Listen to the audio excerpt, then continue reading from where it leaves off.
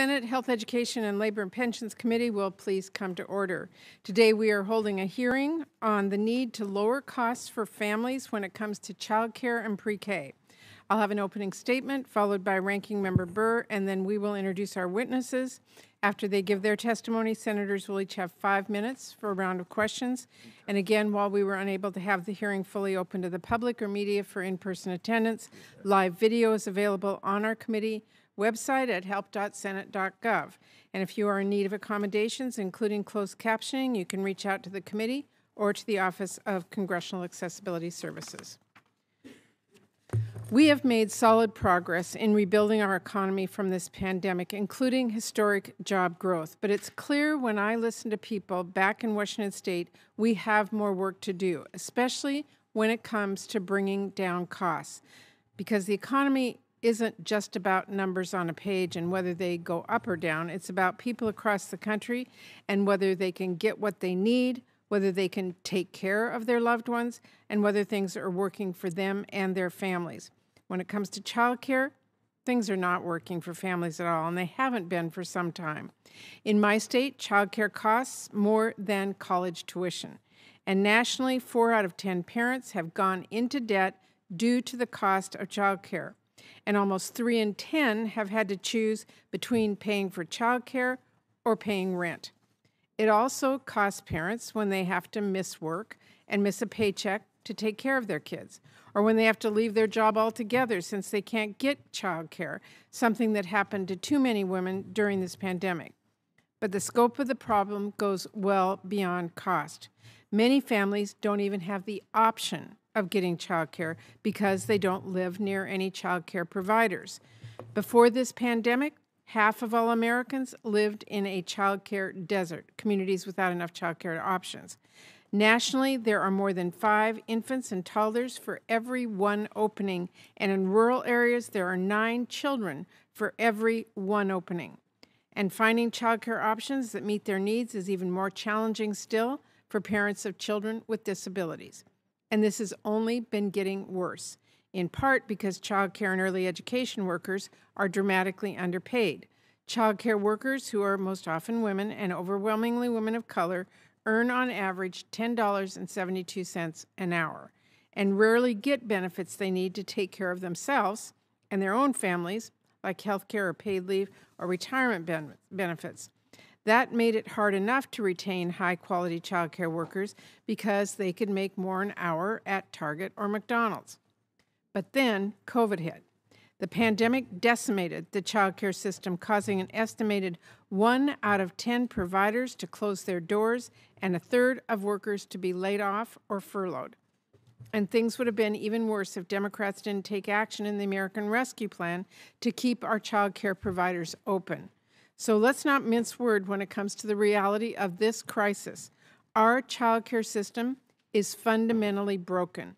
Families are struggling to find and afford child care options that work for them. Child care workers are struggling to make ends meet on poverty-level wages. Child care providers are struggling to stay open, and the tools that we currently have simply are not up to the job of fixing this. Now, there's no question our primary federal child care program, the Child Care Development Block Grant, has helped many families with low incomes to get child care. But there's also no question it is not enough for the task at hand. Right now, CDBG only reaches 1 in 9 kids who are eligible for it. Put another way, only 15% of the children eligible for CCDBG actually get subsidies. And there are tens of millions of families struggling to afford child care who aren't even eligible for CDBG support. So in short, we've got an affordability problem. Child care shouldn't be an extra mortgage. A wages problem. Child care workers are leaving the field for higher paying work. And an options problem. There just aren't enough providers for most families to find one they like. This is not just terrible for parents and kids, but our economy as a whole. I have heard from businesses across Washington State who are losing workers or unable to hire new ones because parents can't find childcare. And we're seeing this across the country too. Before the pandemic, 2/3 of parents said childcare affected their ability to stay in the workforce, and a more recent survey found 7 in 10 said childcare uncertainty could force them or their partner out of their jobs. The reality is that when parents can't work because of childcare, that's not just a problem for them. It's one more position a small business cannot fill. It's one less link in our supply chain moving things along. And ultimately, it's one more strain on our economy as a whole. That's why Democrats have been putting forward bold solutions on childcare.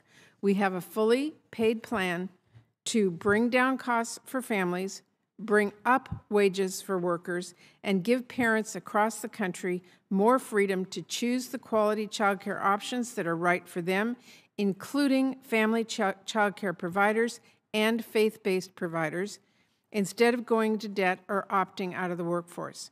Same with pre-K.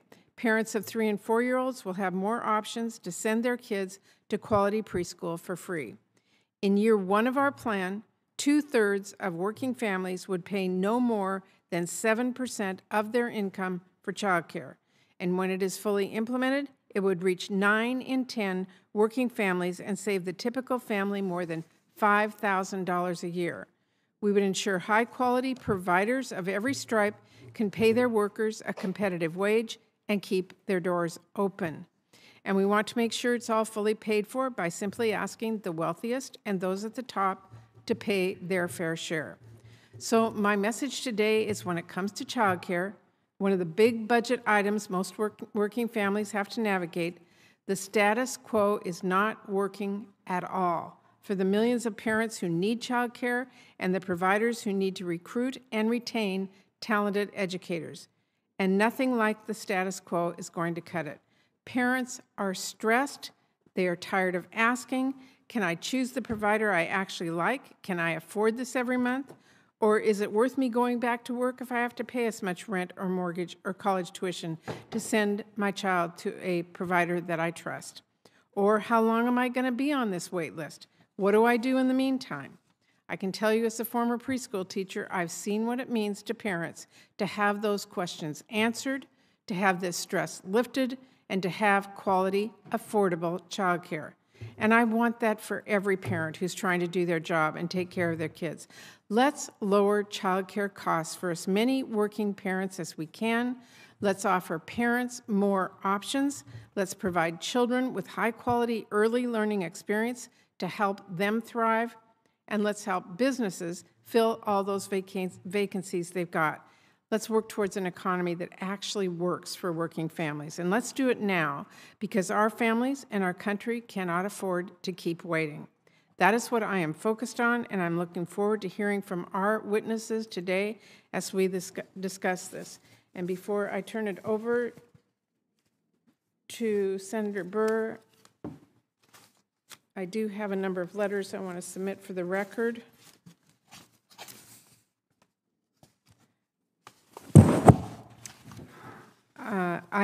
I seek unanimous consent to put in the record 11 letters in support of a robust investment in our nation's child care sector, including a letter from over 3,000 child care providers, parents, and organizations, several letters from faith-based organizations, a letter from more than 100 economists, a letter from more than 300 national and state organizations, and a letter from over 100 retired admirals and generals.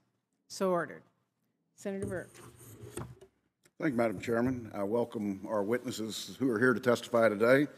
I also want to thank every child care provider in the country for their dedication to children and parents over the last 2 years.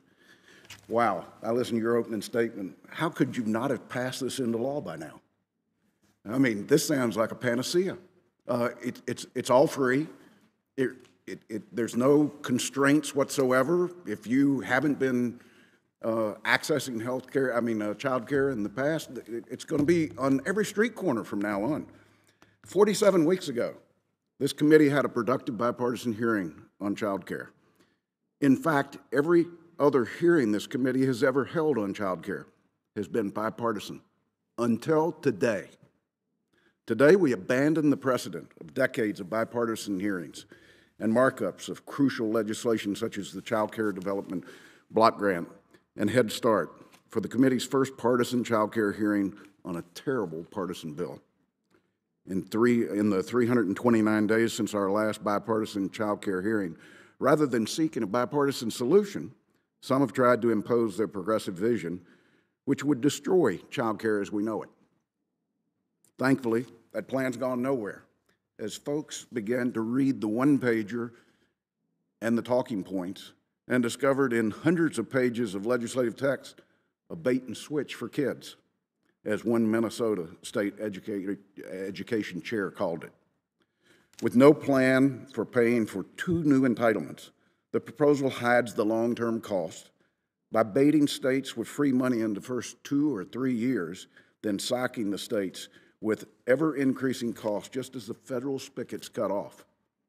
Worse, all the promises to make child care more affordable under this partisan plan are nothing but empty promises to the 30 to 40% of kids living in states that CBO estimated would refuse to participate in this new child care and pre-K programs because of an unaffordable cost mandated from Washington. And what about families that have to balance their own budgets? Even some progressive analysts estimate this partisan proposal will raise child care costs by $13,000 a year on middle-class families. Raise it by $13,000 a year. Finally, faith-based providers have made it clear that this proposal will end the 30-year bipartisan agreement allowing religious providers to participate without compromising their religious mission, causing immediate harm to the 53% of parents who choose to use faith-based providers for their child care. With all these concerns raised, we have 2 paths before us. One path, you continue to go it alone. Some will try to bully their own side into submission and yell at states and say they won't participate and pretend that religious providers are wrong about their inability to participate in a poorly designed proposal.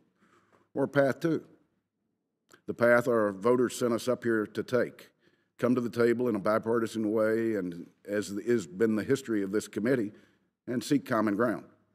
I still believe it's possible to return to a bipartisan consensus on child care. Just over 6 years ago, I worked with Barbara Mikulski on the last CDBG reauthorization. Her charge to us was simple. Let's see what we can get done. Where can we find common ground? Where can we find the sensible center? How can we move things forward on a bipartisan basis where we add value to the country but don't add debt? Boy, strong words. The House passed 88-1 in the Senate. The bill passed 88-1 in the Senate and by voice vote in the Republican-led House. When everyone agrees that there's a shortage of affordable quality child care, it's my belief that CDBG is the most sensible center from which to start a bipartisan discussion. CDBG is the right platform because it's proved itself exactly the right architecture for delivering federal child care assistance during COVID. With the extra funding, states were able to expand access to child care for essential workers, reduce parent copays, increase provider reimbursement rates to cover fixed and operational expenses, reimburse providers based on enrollment versus attendance to stabilize provider cash flow, and provide wage supplements and bonuses to raise child care staff wages and incentivize staff to stay. Additionally, when public schools shuttered their doors and turned kitchen tables and laptops into classrooms, countless essential workers turned to their local child care providers who welcomed school-aged children, providing them with a safe place while mom and dad worked. If you have a program with 30 years of bipartisan support and a program that's shown it can not only withstand but excel during a pandemic, CDBG seems a remarkable foundation from which to build. So I'm offering an olive branch to my colleagues on the other side to encourage them to take the bipartisan path. This morning, Senator Tim Scott is leading our charge to find common ground. Along with several colleagues, we'll introduce the Child Care and Development Block Grant Act Reauthorization of 2022. In crafting this legislation, we've sought to build a bipartisan CDBG program which has been assisting American working families with their child care for the last 30 years, and that has allowed parents maximum choice in their child care providers, including providing greater support to help working families afford child care through increased eligibility and lower parent copays so that more families can get the help they need to afford child care. Improving reimbursement rates for child care providers to cover fixed costs, operating expenses, and staff salaries and benefits necessary to recruit, train, and retain qualified staff so that they can make child care more affordable and pay child care workers more. Providing greater support for child care teachers through financial assistance in the attainment of post-secondary credentials and degrees, and financial assistance to provide to recruit and retain child care teachers through bonuses, retention grants, wage supplements, so we can raise the quality of education and care provided. Expanding the supply and capacity of child care providers so working parents have multiple quality child care options to best suit their family's needs, and ensuring child care facilities are designed and equipped to keep children healthy and safe. This is the foundation we should be working from, not a partisan bill that destroys a system that we've built over years. I'm hopeful members will give this bill consideration. Let us know what we got right. Let us know what we got wrong. More importantly, how to make it better. That's the legislation process I hope that we pursue, that we put this reckless exercise aside, that we go back to the greatest traditions of this committee and the Senate and seek a reasonable solution that works for all in the country. I thank the chair. Thank you. I want to thank all of our witnesses for being here today. Really appreciate your willingness to come and testify today. Look forward to hearing from all of you.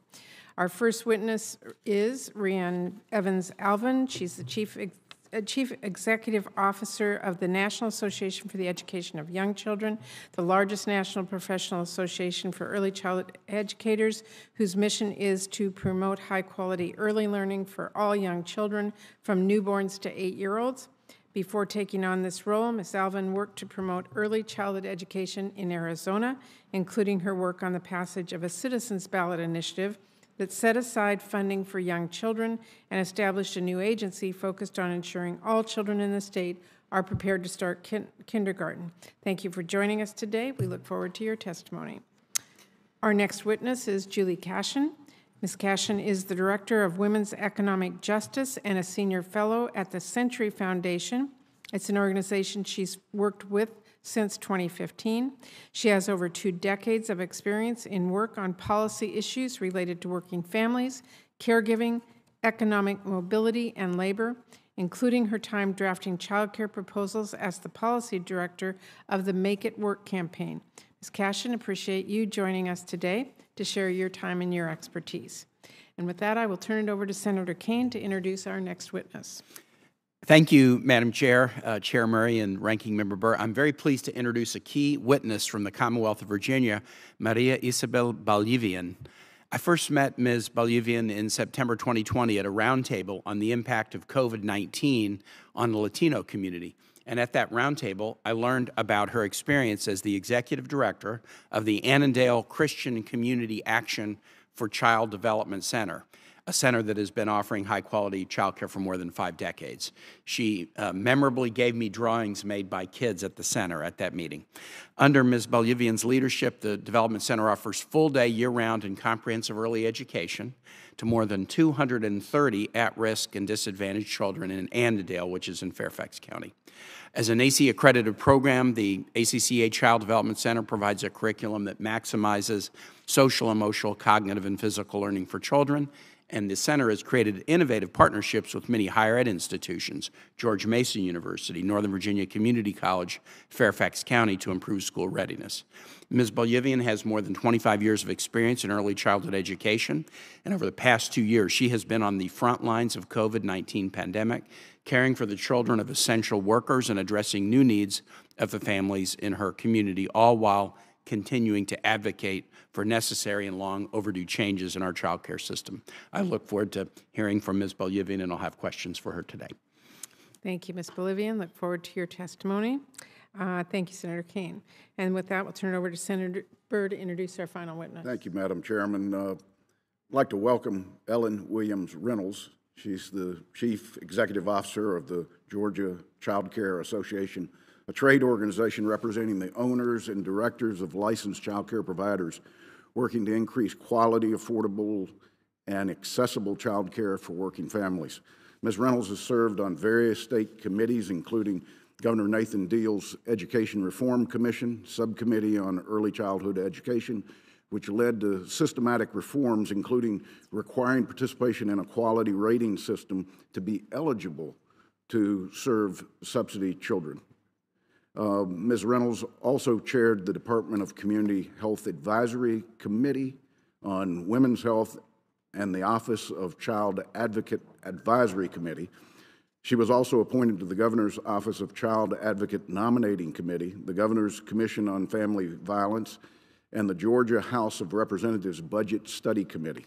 Ms. Reynolds holds a bachelor's degree in psychology from the University of Alabama and a Juris Doctorate degree from the Georgia School of Law. Ellen lives in Atlanta with her husband and her stepson, who is a freshman at Auburn. Tell him I'm sorry about Auburn's quick departure from the playoffs. We welcome you today, Ellen. Thank you. Thank you, Senator Burr and Ms. Reynolds. I look forward to your testimony today, too. Welcome. With that, we will begin our testimony. Ms. Alvin, you may begin your opening statement. Thank you, Chairwoman Murray, Ranking Member Burr, and members of the committee. As a parent and as the CEO at the National Association for the Education of Young Children, it's an honor to be with you today to talk about how childcare and preschool are defining economic issues for families and for our country. NACCE is a professional association that comprises nearly 60,000 members and 52 affiliates. NACCE Early Learning Program accreditation is considered the highest mark of quality, accrediting more than 6,000 programs across the country, including the child development centers operated by the Department of Defense. In the last 2 decades, our understanding of the economic and scientific imperatives that support high-quality early childhood education have grown exponentially. The public dollars we invest during the early years leads to substantial fiscal returns. They increase labor force participation, reduce costs for families, keep the doors of small businesses open, and save the government money, all the while helping prepare the next generation for success in school, in society, and in life. Yet despite the overwhelming evidence attesting to the benefits of investing in high-quality early childhood education, our nation's progress has been limited. Quality early learning settings remain scarce and unaffordable. Parents pay more for childcare than college tuition, yet still don't have real options. And early childhood educators earn poverty-level wages that undermine their complex work and limit the supply of care. Pandemic relief funds have provided critical support to stabilize childcare programs. In a recent NACCE survey, 92% of respondents whose programs had received stabilization funds said that the grants helped their programs stay open. Yet relief was not intended to resolve the systemic challenges and persistent underfunding that have plagued the childcare market for decades. The Child Care and Development Block Grant, CCDBG, is a foundational and critical program. Yet more than 30 years after its establishment, only 1 in 9 eligible young children is being served. At the same time, child care costs to American families have risen more than twice the rate of inflation. Our history is clear. Public investments in early childhood education have been modest relative to the need, and there is a seismic gap between what we spend as a country and what it'll take to give parents real options, create a floor of safety and quality for all families, and create a compensation structure that can attract and retain a diverse, qualified workforce.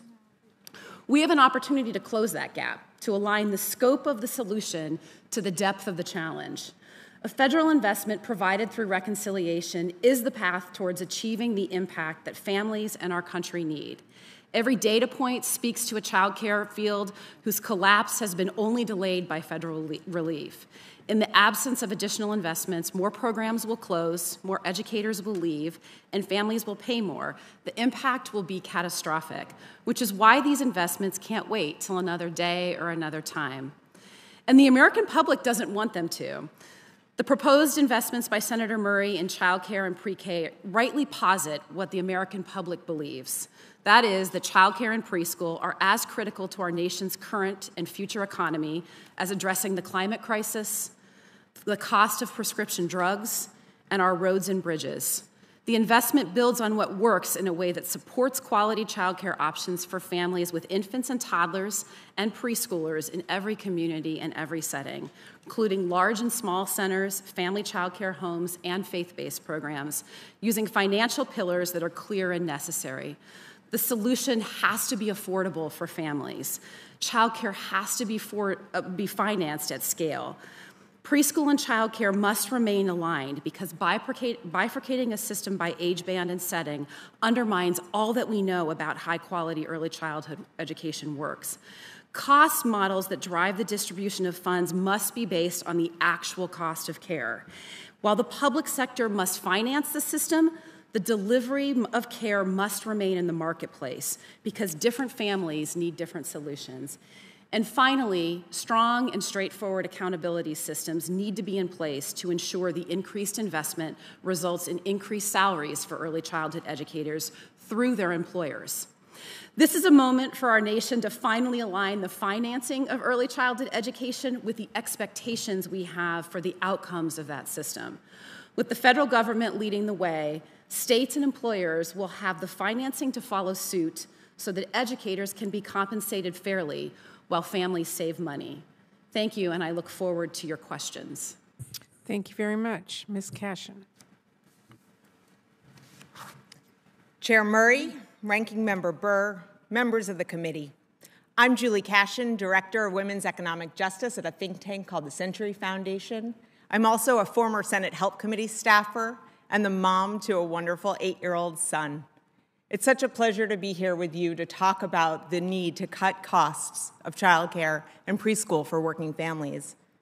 What could be more fundamental to American communities than how we care for our children? Picture the newborn snuggling with her parents, the pre-K teacher reading The Very Hungry Caterpillar to their students, or the toddler making his first friend in a childcare classroom. We're here today to talk not only about why we must prioritize caring for our children as a shared American value, but also as an imperative for economic growth that's equitable. American families have long been struggling with out-of-reach childcare prices. As mentioned, childcare costs as much as public college tuition, rent, or mortgage payments. And often it comes at a time in a parent's life where they can barely afford it because they just started their working lives, so they're not making enough money to afford it. And that's if they can find childcare. Even before the pandemic wreaked havoc on the childcare sector, more than half of all families lived in a childcare desert, and 2/3 of families with infants and toddlers. And those are areas where there just is not enough childcare for every family who needs it.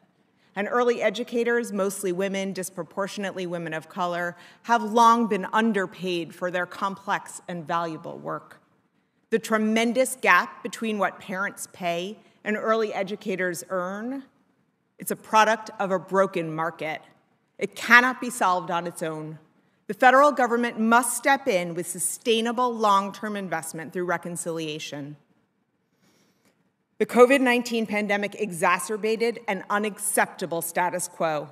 That's why parents, teachers, business leaders, providers, grandparents, economists, and more have come together in support of the childcare and preschool investments proposed by Chair Murray and her colleagues. The path forward must include these 5 principles reflected in that proposal.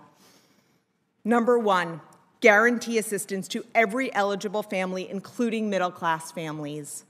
Number 2, lower childcare costs for families. The Democratic proposal would lower costs by about $5,000 per year per family. Number 3, give every family the freedom to choose the care and early education that works best for them. That requires building the supply of high-quality childcare and pre-K options in diverse settings, ranging from centers to family childcare to faith-based programs, Head Start, early Head Start, and for pre-K in schools. Number 4, invest in the workforce by providing higher compensation and training opportunities.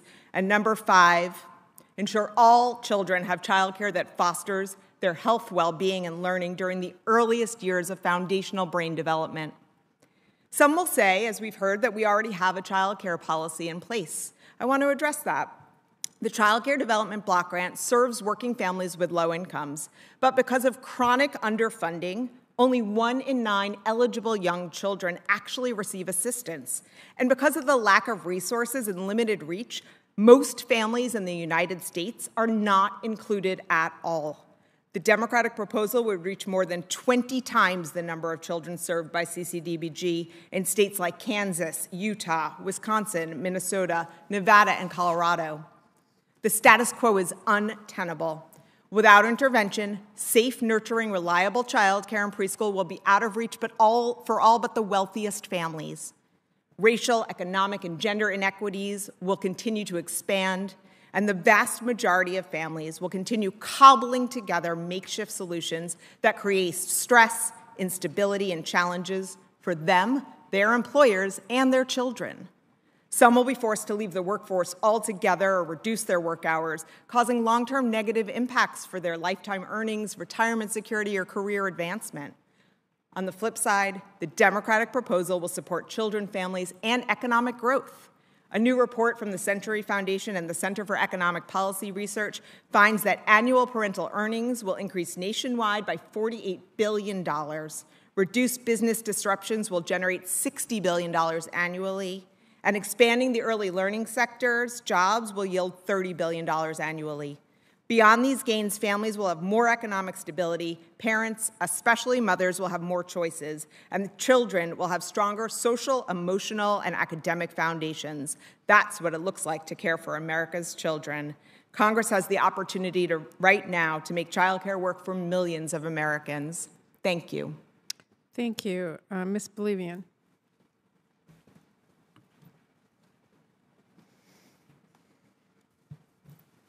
Chairwoman Murray, Ranking Member Burr, and committee members. Thank you for letting me talk about strengthening America's childcare system so our children, families, educators, workers, and employers are better served. I am the Executive Director of the Yaka Child Development Center, an NAEYC-accredited nonprofit program providing high-quality education to young children. After 55 years of service, we're one of Northern Virginia's top community-based providers.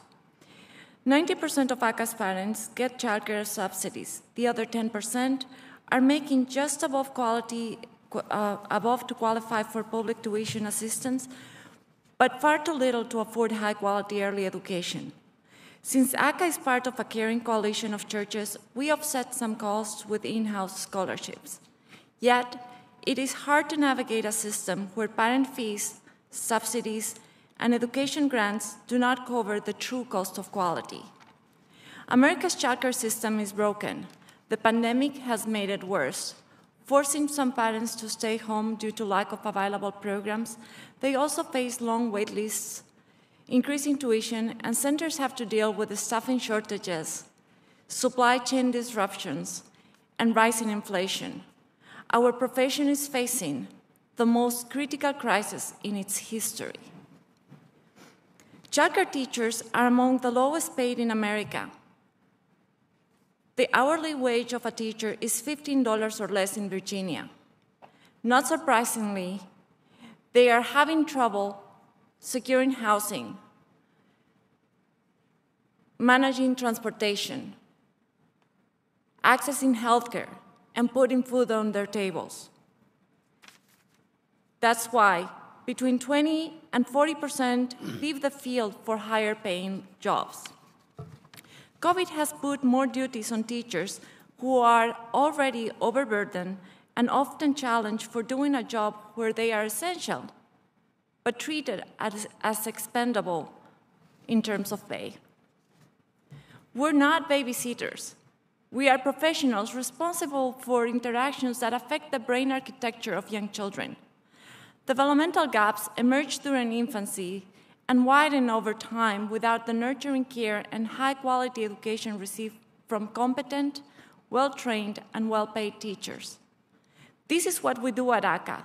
We invest in our teachers and ensure that children have access to quality, research-based, and developmentally appropriate care with ratios and group sizes that keep children and educators safe. Early childhood investments are a national security and economic imperative. If America is to continue to lead the world, it needs an educated, healthy, resilient, innovative, and competitive labor force.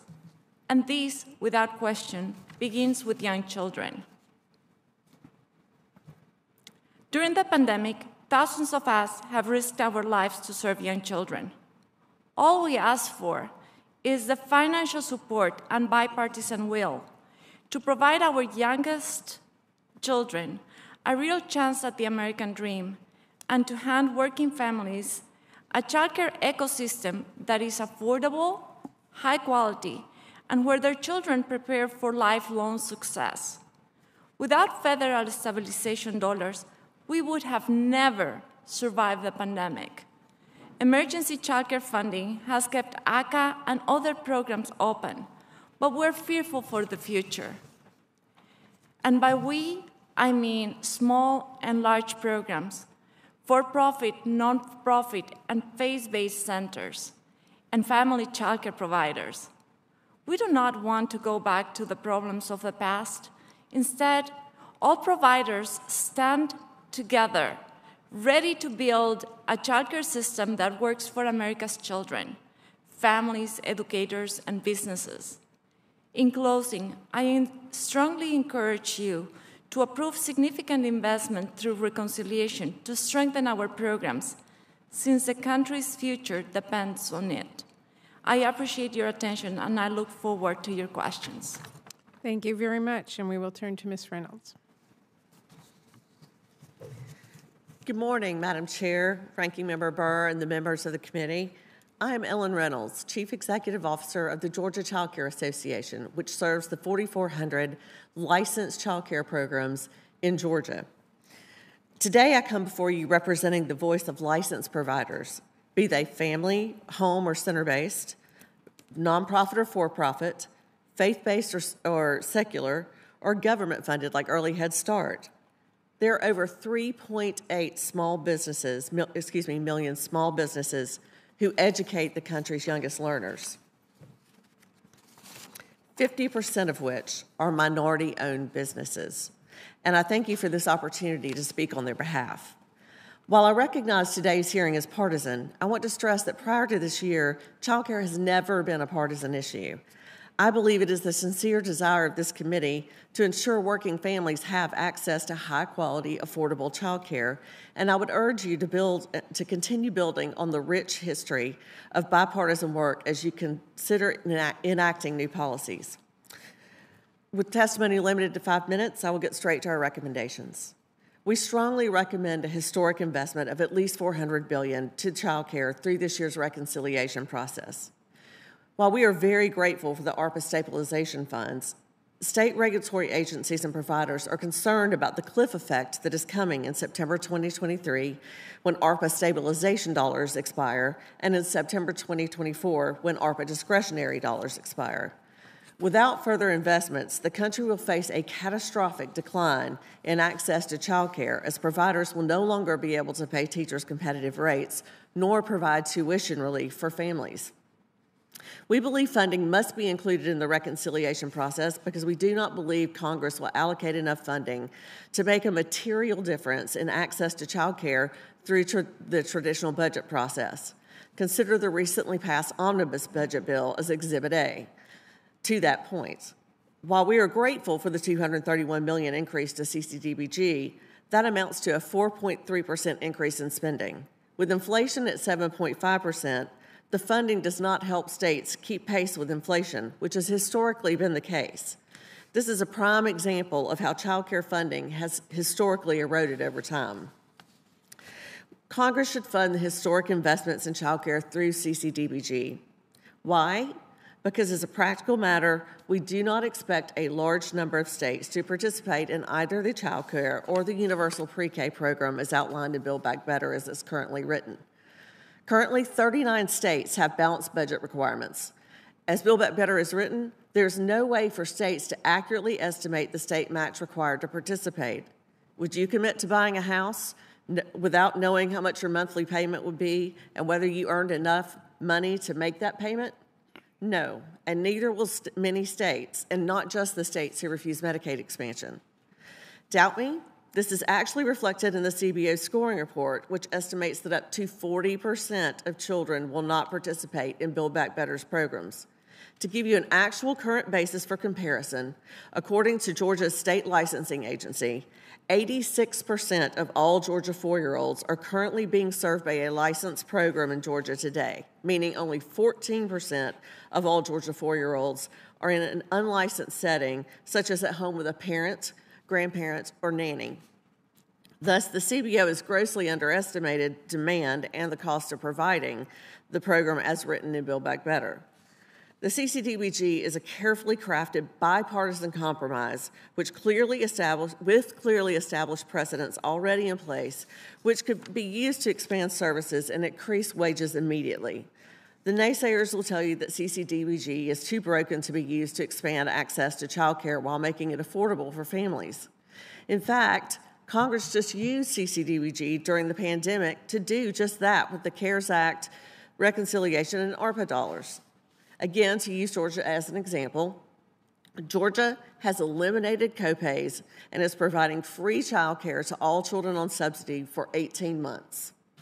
All staff, including custodians, chefs, bus drivers, will receive $3,000 in supplemental wages directly from the state.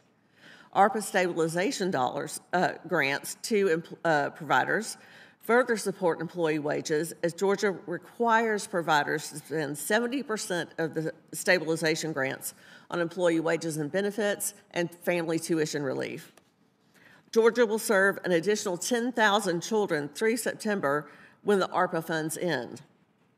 Georgia has increased provider reimbursement rates for all tiers under our quality rating system by 15%. And Georgia has increased the income eligibility to the maximum of 85% of the state median income. I've included just a few examples of each of the ways your individual states have used CCDBG stimulus funds to accomplish similar goals in your states in my written testimony. And just a few last notes. Having 3 programs with different application eligibility processes would be extremely confusing for parents as they struggle finding quality childcare now with one streamlined process. BBB would necessitate states to build out at least 2 additional eligibility systems, going against the progress we have made in creating one statewide eligibility system as the results of the ACA. CBO scoring estimates that child care providers will be reimbursed less in 2028 for child care than they are charging now, but also with caps on tuition, which would make paying increased wages to teachers impossible and decrease access to child care from center closures.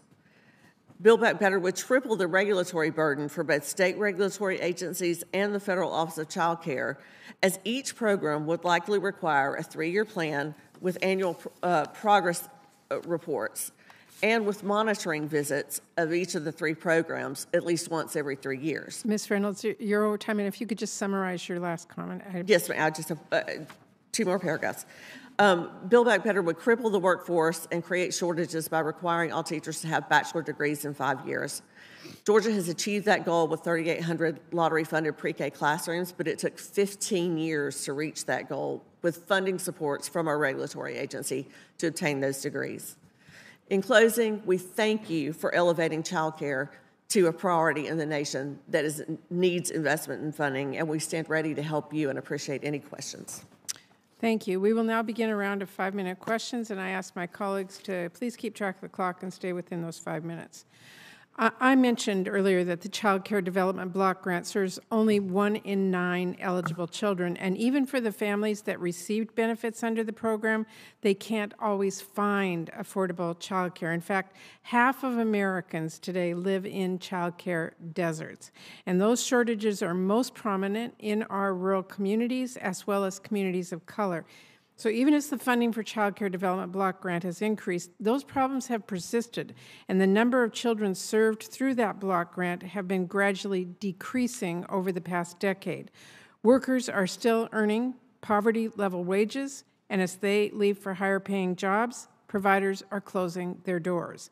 So we can't ignore those facts, and we need to take what works for serving children and families and build on it. And we need to realize that the broken pieces should be left behind. So, Ms. Alvin, let me start with you. Looking at the current state of childcare, how does the Democratic substitute address some of the systemic failures of the current system? Thank you, Senator Murray. I think it's really important to think about the system as a whole, and what this proposal does that hasn't been done before is to contemplate the entire system. Because of the deep scarcity over our history, we've always picked pieces of the system and tried to fix it at the expense of other pieces. So for example, as we try to solve to preschool and 3 and 4 years having access, we watched how the bottom fell out of the infant toddler market and the precipitous decline of family child care homes. We watch, I know from my experience in Arizona, states are always deciding between do they serve more families or do they actually pay the actual cost of care? They're always making Sophie's choice. I think the difference in the need and the solutions so far there's been a huge gap. And so having that match up is really important. Families are always trying to decide between affordability and quality, and sometimes find themselves in solutions where they have to go to unlicensed, unregulated, and sometimes unsafe care. And I think this starts to solve to that problem. I want to specifically address compensation because we've seen some really dramatic progress in the last 2 years that states have used relief funds to add bonuses, add wage supplements. But to be clear, that is not addressing compensation systemically and long term. That's a stopgap solution from trying to make the market not implode. I don't think any of us in this room would stay in a field for $24,000 a year knowing that there might be a bonus at the end of it, or there might be a wage supplement at the end of it. We have to pay professional salaries, health insurance, and retirement benefits permanently through employers that align to the science and the economics of early childhood education. And this gets at that in a way that we've never contemplated before. Thank you. Yeah, I said childcare is an economic issue. Lack of childcare keeps parents, especially women, out of the workforce. And for teachers, to whom many receive poverty-level wages, as we just heard, that increasingly low pay makes it very difficult to continue to do what they love when they can't afford their own basic necessities. This isn't a red state or a blue state issue because parents everywhere, in every state, worry about whether they can find and afford high-quality childcare. That is exactly why the Senate Democratic substitute expands eligibility to serve way more eligible children. We want as many parents as possible to save money on childcare and have better options and a little less stress. So we made this a really good deal for the states. The proposal includes a very generous match rate for states. 90% of costs are covered by the federal government, and the cost of the overall package, including child care, is paid for by raising taxes on big corporations. The proposal also includes funding for Head Start and local governments if a governor chooses not to participate. Ms. Alvin, I'd like to hear your thoughts on state participation under the current proposal, and from your experience with your state-level work and your work at NIAC, are we thinking the right way about state incentives? Thank you for the question. I do, when I think about this, I do draw on my experience from Arizona, and I know that there's always both a partnership between federal and state governments and also a tension between federal government and state governments, and this notion of, are we getting the accountability mechanisms right? Are we making sure we're keeping good track of taxpayer dollars and not being overburdensome? And I think, there's been a lot of speculation about state take-up and state match. And I think it's really important important to start with some key assumptions from what I have seen. Governors, state legislators want childcare to be affordable for families. They want early childhood educators to have professional salaries and health insurance. Childcare employers want to both keep kids safe while their parents work and deliver on the quality that we know the science dictates. But they've never been able to do that with the scarce resources that have been in the system. I would be startled, based on the last 2 years, the innovations that we have seen, that if states turning down this funding. We've seen enormous increases in getting close to paying the actual cost of care in red and blue states, as you said, in Arizona and New Jersey and Tennessee and Pennsylvania and Michigan and Wyoming and Wisconsin, where they've raised rates to get closer to the cost of care. I think when governors have the incentive and have the tools, they want to do right by families and children. So I'm optimistic about how states will take this funding up. I think it'll take a lot of partnership between the federal government and the state government. But in my experience, this has been a bipartisan issue and is something that both governors in all states will consider. Thank you very much. I'm way over time. Senator Burr. Thank you, Madam Chairman. I agree with Ms. Alvin. I think states do want more money for child care. I don't think states want us to run it. And that's what this bill does. I mean, with all due respect to my colleagues, when you raise the cost by $13,000 a year for child care, you're now above the average private preschool, pre-K, kindergarten, and first grade cost of some of the premier private schools in this country. So there may be greater subsidies to a lot of parents, but the parents that don't qualify for a subsidy are going to be paying about $26,000 per child per year for their child care. That's based upon a progressive analysis of Build Back Better. Now, people seem to brush off the fact that CBO, state legislators, and policy analysts all have agreed that there are states that will opt out of this. It has way too much government, way too many requirements. So, Ms. Reynolds, in your experience working with state legislators over the years, can you talk about the considerations state legislators and governors make when they decide whether they can afford to take on programs like this? Yes, Ranking Member Burr. In Georgia, we've seen that experience. You know, obviously the ACA afforded a very generous match of 90-10, and our state, along with many others, chose not to take that.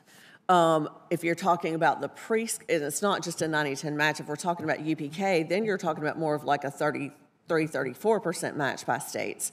So that becomes exponentially more costly. I will tell you, one of the things I first heard from our regulator, their first concern was we cannot estimate this. And I don't know how a state legislature would, with a constitutional balanced budget requirement, go in and commit early on to a program that once you're in it, you're really committing, even though there's a couple of years ramp up, you're really committing to whatever your portion of the match is without any real way to estimate that cost. That is a very real concern. States care about their AAA bond rating because that's how they that's how they borrow cheap money. You know, and while I do think that all state legislatures do want to provide access to quality child care, in Georgia, like 53% of our budget is absolutely automatically dedicated to health care. The next 30%-ish is dedicated to K-12 through entitlements, no discretion by our legislature over what they're paying for that. So when you get down to the discretionary funds that they have to allocate, you're talking about a limited number of funds, at least in a state like Georgia, that has that entire part that they control for all the rest of government is around 15 to 20% of their fund base. So there's simply not enough funds. And if you can't actually, if you have to commit before you can figure out what the cost is, how do you identify the revenue sources to absolutely ensure that you have the funding to cover the cost. We've offered a lot of plans up here that you can't figure it out until you've already passed it, what it's going to cost. Even the chair admitted that there are going to be states that opt out of this, because she talked about the workarounds. So tell me how those workarounds destabilize or diminish over the decades the work that's been done. Well, I mean, I would say, to those who say CCDBG doesn't work, I would say the call is coming from in the House. It's because an easy way to fix it is, it's because Congress neglected it over time. We could amend those laws to encompass 0 to 5. We could amend those laws to expand the eligibility that is desired and we support under BBB. But you have to have, and I'm sorry, Member Burr, get me back to your original question because I feel like I'm going off on a tangent. The damage that would be I've got a very specific example. So prior to the last reauthorization where you all graciously injected a $2.5 billion in funding, because CCDBG had been underfunded by Congress for so many years, the federal guidelines recommend that you reimburse providers at the 75th percentile for quality. Georgia was reimbursing providers at the 9th percent of the market rate survey, which is absolutely abysmal, absolutely not enough. It's part of what led to a shortage in infant and toddler care that we are still seeing in Georgia. We were able to make great strides with that last infusion of the $2.5 billion and bring it closer to the market rates. But if you actually funded this and required states to reimburse providers at the 75th percentile, that would go a long way to fixing the problems of CCDBG. Thank you, Madam Chair. Senator Casey.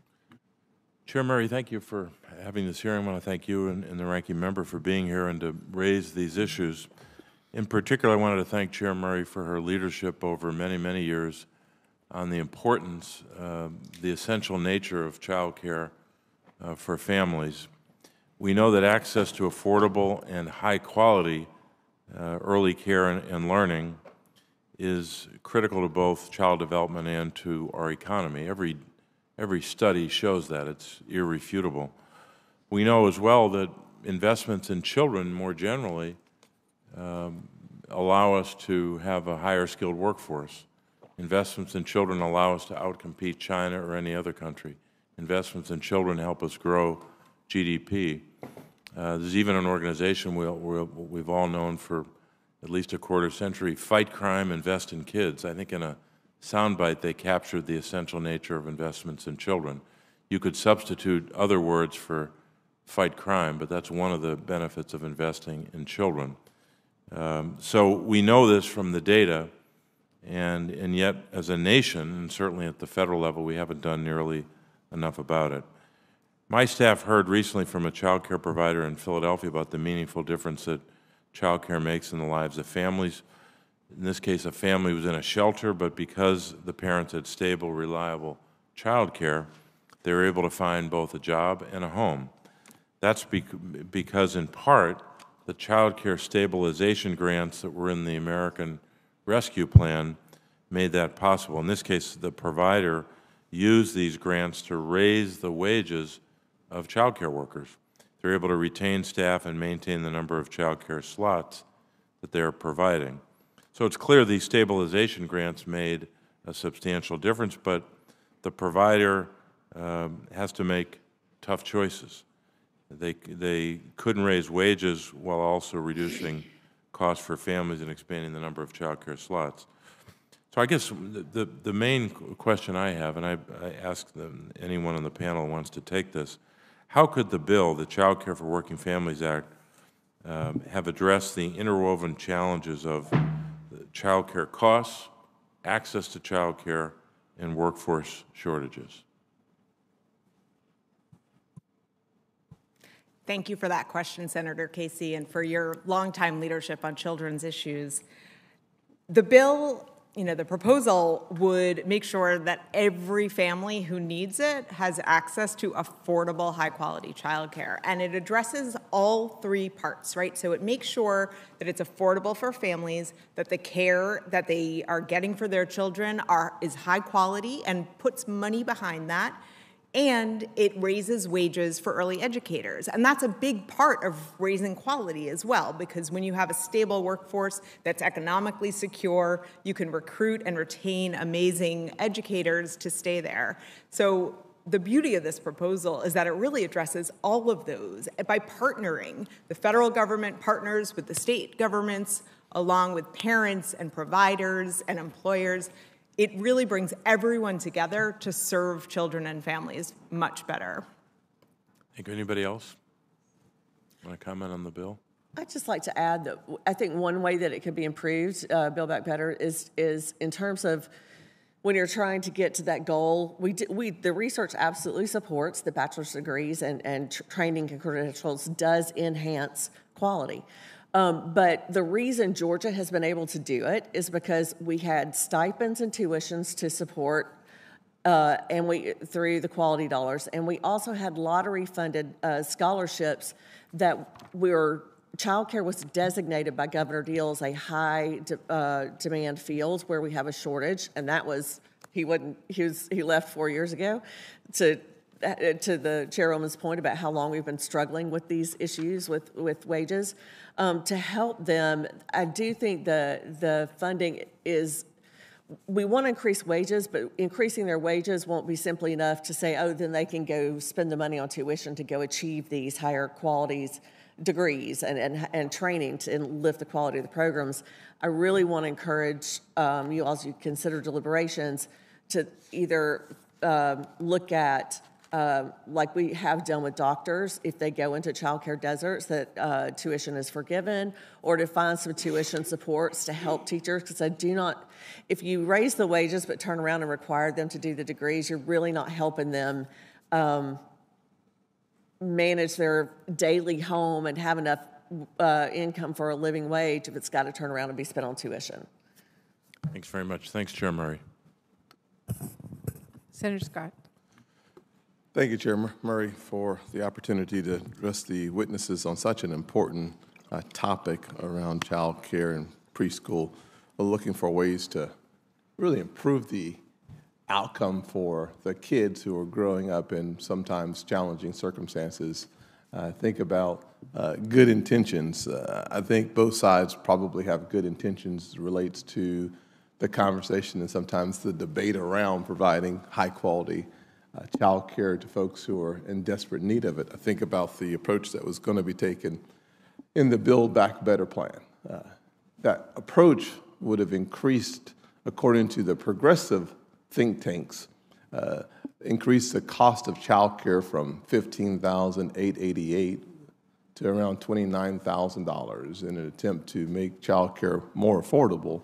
I think they would have made child care less affordable. And again, we look at creating multiple systems, or at least a different approach to child care that actually is harder to manage for the average family when you think about the 12 million kids today who are in child care that is not fused to a family member. Those kids need the highest quality of access possible.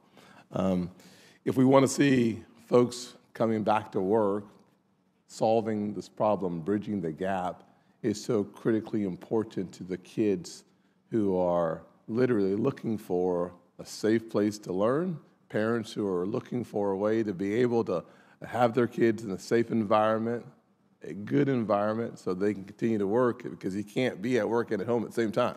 And we saw that challenge exacerbated throughout the pandemic. Parents who needed to be at work but could not find a place for their kids had to make what was an easy choice for most parents: take care of your kids first. And that's why so many parents work. And so one of the things I've done of the last 4, I think maybe 6 years ago, is make sure that we kept the choice in the hands of the parents through the legislation and the amendments that I made to legislation several years ago.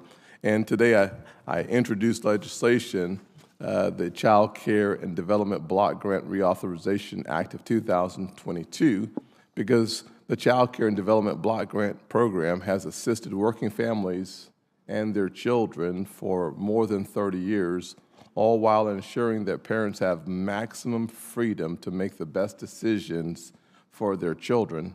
In South Carolina today, thousands upon thousands of kids under the age of 6 and their parents in the workforce need those options in their quiver, so to speak, to make the best decisions for their kids. This is a lifeline for low-income families looking to participate in the workforce or continue their education. This bill also traditionally enjoyed immense bipartisan support. That's why we are actually having a conversation, in my opinion, today. My new bill would make responsible enhancements to the CCD-BG program to better support America's working families. One very important part that has been there that needs to continue to be there is giving vouchers so that parents can make the best decisions for their kids. Ms. Reynolds, with my minute left, I know that you understand and appreciate this issue. You also represent 900 licensed centers in Georgia. I believe that the nature of choice is critical for parents and their peace of mind while they're working. Can you address the importance of that flexibility? Absolutely, and I think you've heard every single panelist up here support that. So what I would like you to see is that, you know, the industry is united, and we know that the bill has moved significantly in the direction of recognizing that mixed delivery is key, whether it's the for-profit, not-for-profit sector, whether it's in Head Start, whether it's in private providers. Families come with different needs. Children come with different needs. And we also, I want to stress that, because sometimes I think this point gets lost, I agree that we've never looked at dividing childcare at 0 to 2 and then 3 to 4. It's a 0 to 5 process for us. We know that a child's brain is 80% of the way, the flexibility ends at around 3, or minimizes, and 80% develops when they hit age 3. So we really want parents to have all of the choices so that they can identify as their child comes with unique needs. Some may be disabilities, some may be challenges with sensory developments, whatever it is, they can work and find that opportunity that is best for their child. And so I think that is a very key component to it that I think Build Back Better has incorporated over time as well. Like we all believe in the parents having choice. Thank you so much. Sorry I ran over time. Thank you. Thank you. Senator Murphy.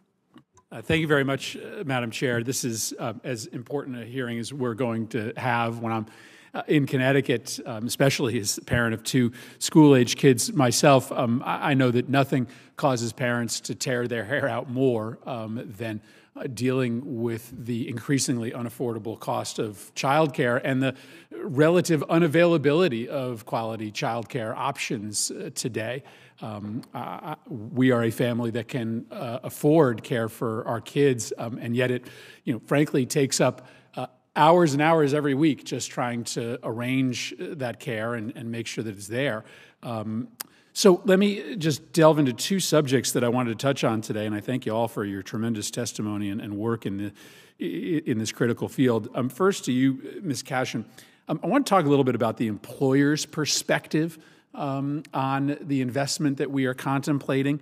In Connecticut, we have a lot of major companies that have, frankly, asked the state legislature for a big public sector commitment to childcare. Just a handful of them that have testified recently in Connecticut: Bigelow Tea, General Dynamics, Electric Boat, Boehringer, Hartford Healthcare. 124,000 parents of young kids in Connecticut said in a recent survey that we believe that 124,000 parents have testified that their work has been disrupted by child care issues. And employers see this too, their inability to recruit good talent because of the lack of availability of child care. I remember meeting one young woman, a parent of 2, who was out of the workforce simply because she couldn't find care for her youngest child. And of course, that story can be replicated literally millions of times over. People who are out of the workforce for one reason only, because they can't find childcare. That hurts them, but it also hurts employers too. So what's employers' take on the status of childcare affordability and how it impacts their bottom lines? Senator, that's exactly right. There is a huge push by business leaders to invest, for Congress to invest in childcare. And that's because they know that business disruptions cost a lot of money, childcare-related business disruptions. The report that I just did with the Center for Economic Policy Research found that across the nation, we could gain $60 billion in economic activity by reducing those childcare-related business disruptions. So that's a lot of money. But the other thing is it's just a very personal piece, too. I think about Jessica and Jason Morrison in Pennsylvania, who Jessica works full-time. They have 2 kids. Jason has been home during the day taking care of their kids, and he works for Uber and Lyft at night and on weekends. So basically, they are not really seeing each other. He was offered a great job. He was very excited. The employer was so excited to have him. They could not find or afford childcare. They found wait lists. They found blocks every chance they got. And so he had to say no to that job. And that's what's happening a lot around the country for dads, for moms who cannot do the work they want to do because they don't have access to affordable childcare. I think it's important to put it in that broader economic context. Second question, wanted to drill down on a particular time of the year that's really tough for parents. And I'll pose this question to Ms. Evans-Alvin on behalf of the industry, but I know others could answer as well. As Senator Murray knows, I've spent a lot of time on this committee talking about the importance of good summer programming for kids. I thought it would have been a mistake to just send kids back to summer school last year. I thought that they needed a little bit more sort of holistic and comprehensive care. But parents will tell you that summer is the nightmare, and the amount of time and energy they spend trying to get their kids in good care and the amount of income that they forego during the summer is really extraordinary. A recent survey suggested that 57% of families said that at least one parent made a sacrifice during the summer to care for kids that involved a reduction of income. That's catastrophic for families that are living paycheck to paycheck. What's the particular barriers that families face during the summer, and how can the proposals that we're considering help? Yeah. Senator, I can tell you from personal experience with 3 children that the summer is a nightmare, and I get nervous every time we start planning for what the activities will be in the summer and how we're going to figure it out and wing it, as most families do. And that is why the idea of full day, full year care, birth to 5 is really important. We don't solve this problem with just a part day program or just a small investment. We solve it when it's full day, full year care, and that is the notion of both keeping kids safe while their parents work, which happens in a full year, and maximizing on what we know, the science of high quality early childhood education. You really look at, Ellen might have mentioned this, but look at also how the field has responded over the last 2 years with the pandemic. And other than a brief shutdown at the beginning of the pandemic for public health reasons, childcare has largely been open, and have made childcare providers, early childhood educators have made Herculean efforts to ensure that children are safe, that it's a safe environment, but it's still that it's a high quality early learning environment. And we've watched that happen. They've done it on shoestring budgets, and it's just, that's not fair. It's not fair, and we send the wrong message to them when we do that. I also just want to take a minute to address the question about costs to families. I'm not sure where we're getting the statistics that this is going to increase costs by $13,000 to families. And in fact, it's free for 3 and 4-year-olds. It's pre-K that is free for 3 and 4-year-olds. And what I have seen, the cost estimates that I have seen, goes as far as for a family earning $130,000 a year to drop costs by $13,000. So I just think we need to get clear on kind of the impact that we'll have and make sure that we're aligned on the math that we're using. Thank you. Thank you, Madam Chair. Thank you. Senator Kane. Thank you, Chair Murray and Ranking Member Burr, and thanks to the witnesses. So I'm a mayor. I was a mayor and I was a governor. I would love this Democratic plan in either of those roles. And I was a parent of 3 kids, and over the course of their early childhood, they were sometimes at home with my wife, sometimes in a home-based setting that somebody else was running, sometimes in a public school pre-K program, sometimes in a church-based pre-K K program. So I've seen this as a parent, and I would love this plan. I agree that the capping of out-of-pocket costs at 7% of income will save a family that's at $130,000, about $13,000 a year. The average family will save them about $5,000 a year. But what I want to really do right now is I'm amazed at the bipartisan nature of this hearing in terms of what people are agreeing on here. There's some differences on details, but let me just summarize what all of our witnesses, and I think thus far the people who are asking questions, agree on.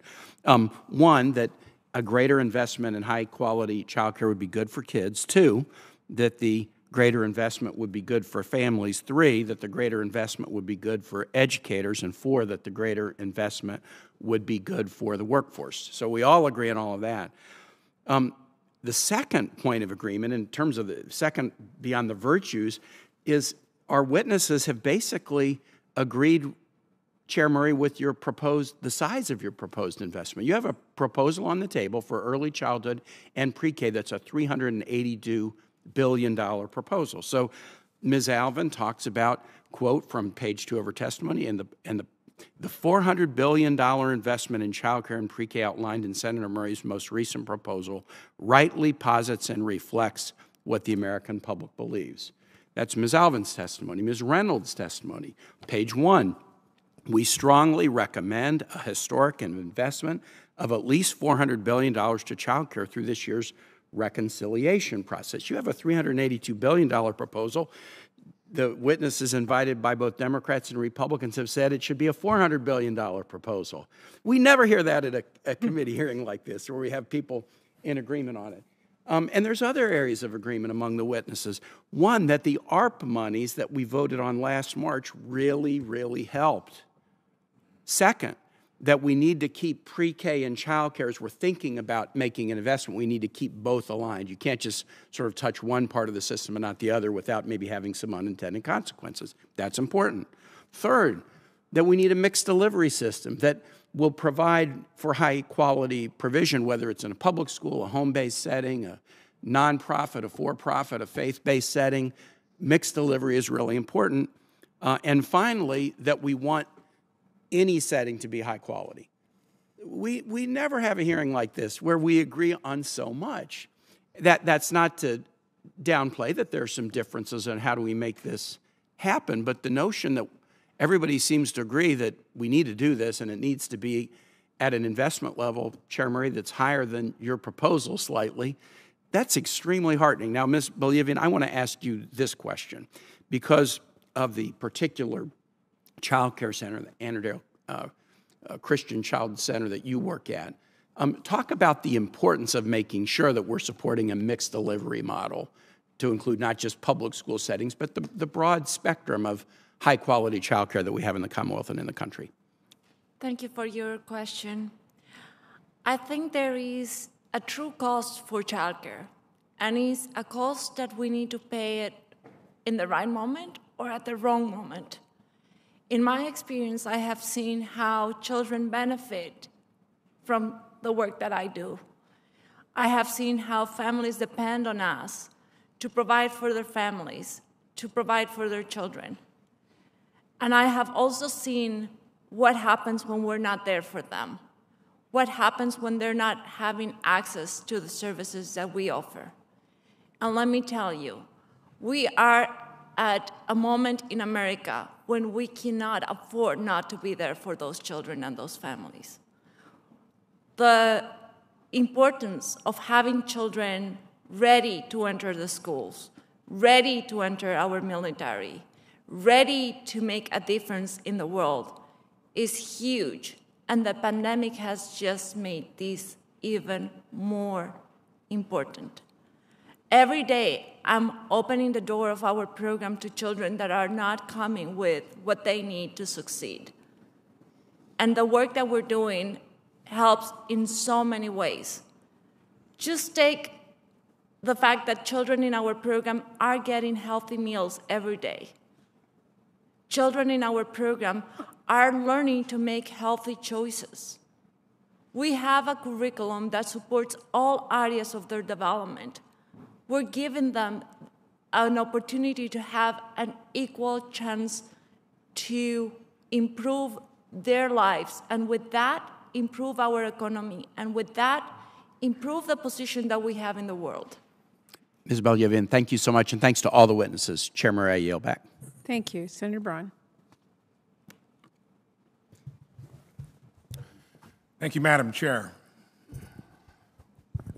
No doubt about it, coming from the world of running a business just 4 years ago, childcare is something that I think employers definitely are trying to find what the right solution is. I remember in my hometown of Jasper, Indiana, one of the leading companies that started right there actually did that years ago, and then I think found that it was too complicated and then let the rest of the providers there locally take it over, which would have been, even to this date, less of an issue than what I think it is nationally.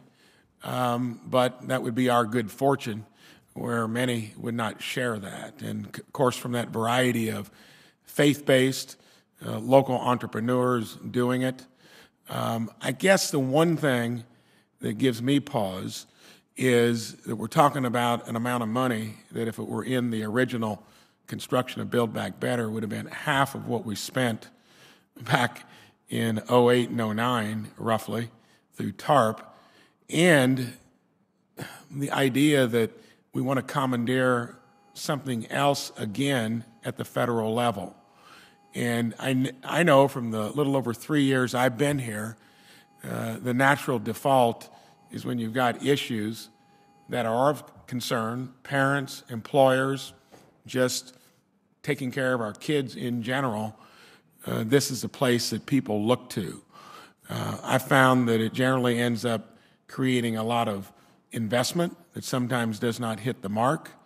And I think what I'm interested in from among the panelists, and got maybe a little less than a minute each, is do we need more federal government in it, or should we be looking to employers and states that almost categorically seem to get things done more effectively and affordably?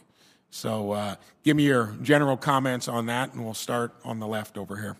Thank you, Senator. I absolutely believe that the programs and providers in this country that are providing child care are the right providers to be providing care. This is a market-based system that faith-based programs need to be in and private providers.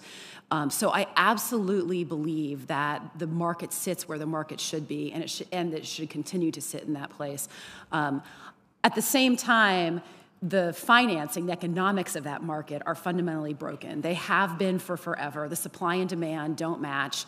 And I don't see this as the government starting to insert itself in the delivery of services and how programs are run or the experiences that children have, but rather to give parents more choices by providing financing support to a broken economic structure in our system. And I think it's pretty common. You see the federal government step in other industries where that has been the case. And so I don't think it's unusual to ask the federal government to make an investment in an industry that by itself the supply and demand don't meet. Thank you. And thank you, Senator. I would agree with that. Basically, states would like to do the right thing. States would like to invest more in child care. They're doing more in preschool, but the money just isn't there. And the federal government needs to partner with them to address the fact that there is a broken market there, that the costs, the prices that parents are paying is high, and yet the wages that early educators are making is low. It is a broken market. And the way to solve that is for the federal government to invest the funds needed so that the states can help run the programs through the local community programs. And so I think, as Ms. Reynolds said, we all agree there should be really diverse settings, that the funding should go to a child care center in one community, and family child care in another, and a faith-based program in another. And that's what parental choice is all about, actually putting in the money to build the supply of child care that's available for every family who needs it. Thank you. No matter, thank you for the question. And no matter whether your children are in a nonprofit organization, for-profit program in the school system, or in a family childcare setting, we all understand the importance of high-quality care and education. So far, that quality cost has been put on the burden of the providers. We cannot longer continue to sustain that. We are getting to the point where we are thinking we need to provide for our families. We cannot longer afford to bring milk at the end of the day. And without federal funding, where are we going to put the cost of these? Back on the families? They cannot afford that either. 90% of the children that are served have families that are eligible for subsidies as they stand now. They deserve, and they are benefiting, and we're benefiting from the programs that we're running. But the funding needs to come from everyone. We all benefit from the work that we do. It's just fair that we all pitch in and help a little. Thank you. Thank you, Senator. What I would say is absolutely in agreement. States don't have the funding. They cannot do this without the federal partnership. The flip side of that, I would say, is that we do want to preserve, and I think part of the pushback I've heard is that from the governor's office in Georgia and even in Alabama, because I talked to their regulators too, is that we still need some discretion in how we apply the program. And I would argue the Office of Child Care has traditionally been one more of technical assistance rather than oversight and licensing. So the experts at the actual, like how this is going to implement on the ground are the state licensing agencies. I think the federal role for the federal office is to make sure where states are falling behind, if we want to get to that bachelor's degree requirement. Well, look, Georgia, you've already done it for 4-year-olds, so let's start working on 3-year-olds. But there are states that may not have done it for 4-year-olds, so that's where the federal government comes into play. But states very much want autonomy over eligibility limits. They want a range. It's just like the federal government. Everybody wants some autonomy in the process, and they're going to want some of that flexibility. Thank you. We're over the time, and just one last statement. Be careful who you choose as a long-term business partner. Currently, every additional dollar we spend here, we borrow it, and 30% of our budget in general is borrowed. Not a good long-term business partner. That's the point I need to make in light of trying to find a solution to an important issue. Thank you. Thank you. Senator Hassan. Well, thank you so much, Madam Chair and Ranking Member Burr, for this hearing. And thanks to our witnesses, not only for being here, but for the really important work that you all do. I want to start with a question to Ms. Cashion. Families across the country are struggling with rising costs, including the high cost of childcare. Right now, programs like Head Start and the Child Care Development Block Grant Program help a relatively small number of families, but most middle-class granted staters with child care needs don't have access to these programs. The lack of access to safe, affordable child care is keeping some parents out of the workforce, exacerbating our workforce shortages, and hindering economic growth. So how would expanding federal investment in child care help lower costs for more families in New Hampshire and all across the country? Thank you so much for that question. So what this proposal would do is give every family the freedom to choose what works best for them that's affordable. And it would do that by building out the supply of childcare. So it addresses all the different parts of the puzzle. It addresses making it more affordable for families. It addresses putting money into the sector to make sure that states can help to grow the local supply of childcare in any different type of a setting, and make sure that programs are quality. One of the things that Ms. Reynolds has mentioned is a BA, and one of the great things about this proposal, it puts money in to help support early educators to get additional credentialing and to do the kinds of things that they would want to do. And so I think, this really will guarantee childcare for every eligible family to support those parents who are working and make sure that they have stable and reliable, safe, nurturing care for their children. Thank you so much. Ms. Alvin, a question for you. There are many rural areas around the country, including in my home state of New Hampshire, where families do not have access to high-quality early education programs. This is in part because of a limited supply of child care centers and because of difficulty filling staff vacancies. Ms. Alvin, how could additional federal dollars help increase the availability of early education programs in rural communities? Thank you. And I, having spent a lifetime in Arizona, know of what you speak. We did an enormous amount of work with our rural communities, with our tribal communities. And the conundrum of childcare that we've talked about today is even harder in rural communities. And so you've seen not only the lack of access, but the lack of access for early childhood educators to higher education. You've seen you have to have scale in order for the profit or the P&L to work in childcare to break even. You can't do that in small rural programs. And so this precipitous decline in family-based childcare is coupled with a squeeze that's even worse for rural programs. And again, CCDBG is foundational, it is critical, and it hasn't solved the problem of rural childcare in America. And what the proposal on the table does is create the incentives, the structure for rural communities to be able to invest in ways that the scarcity that sits in CCDBG hasn't allowed us to do over time. And I think it'll be really important. We always hear from rural communities that they feel as though they're left out, that they're left behind, and it's true. That is the case. That is what they've experienced. And creating this floor of quality expectations and creating a floor of financing that says, we're with you, we've got this, even if these are tiny programs that have trouble making ends meet, we will be there as partners for you. Yep. Well, thank you for that. I really appreciate it. Look forward to continuing to work with you on this. Ms. Bolivian, thank you for all the work that you're doing to support young children and families in your care. I want to highlight the importance of early intervention for young children.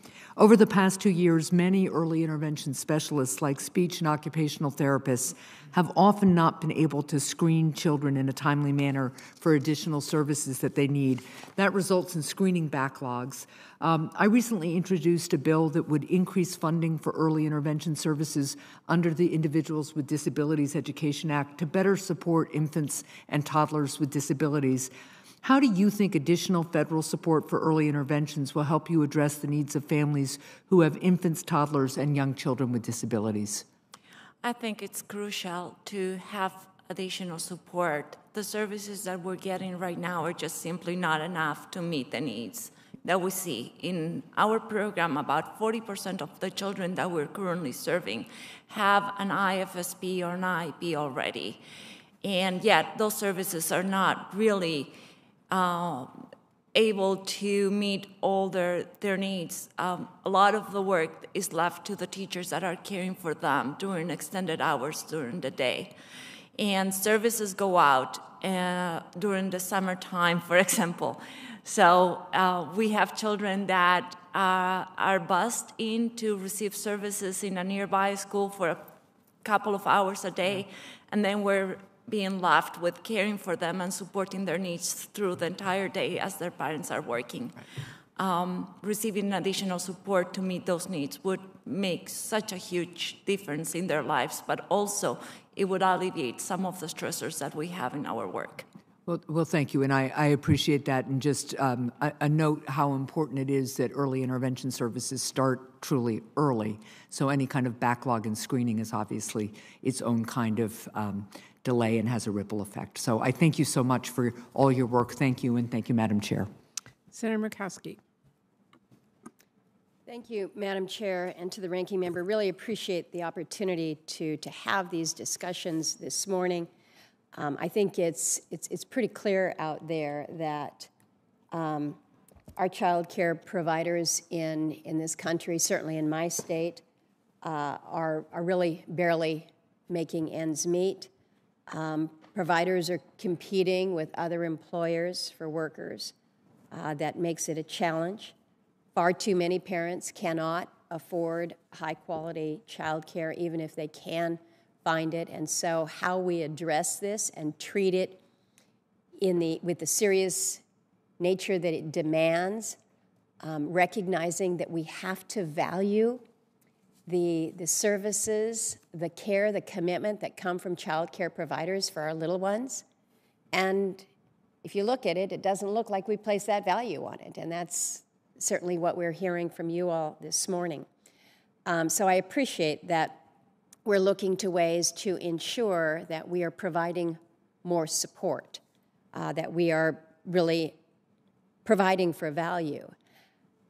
But I also recognize that it's not always about the money. The money is important, but I've looked at the Build Back Better and some of the provisos within that and how it might apply in my state, and I'm glad that Senator Hassan had raised the issue of childcare in rural areas.